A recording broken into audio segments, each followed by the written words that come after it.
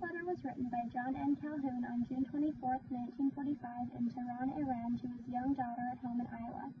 Calhoun was part of the National Guard, which had him stationed in Tehran at Camp Atterbury as lieutenant colonel towards the end of World War II, where they worked on construction of trains and railroads.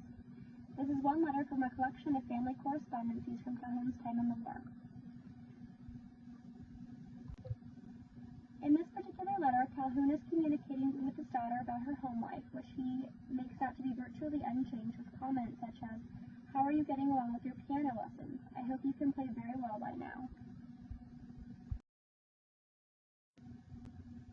And, "Do you ride the bicycle, or are you still too small?"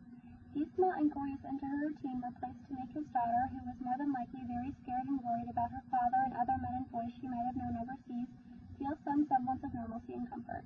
Calhoun keeps the focus of the letter almost entirely on her. He doesn't want to worry her with talk of the war, the destruction and death he's seeing. The only time he briefly touches on his own life is when he talks about the weather in Tehran. He says, "It is very warm here now. Nothing stays out in the sun very long." This attempt to shelter his daughter from the horrors occurring half a world away from her, and his comment on her help with the domestic work, is reflective of the time period and culture in which Calhoun lived. Being born in 1903, he was surely raised with the view that women are fragile creatures who belong in the domestic sphere. After all, women weren't given the right to vote until 1920, when Calhoun was 17, and only 25 years before this letter was written. Regardless, it is apparent that Calhoun loves his daughter and wants to protect her comfortable world, even from 7,000 miles away.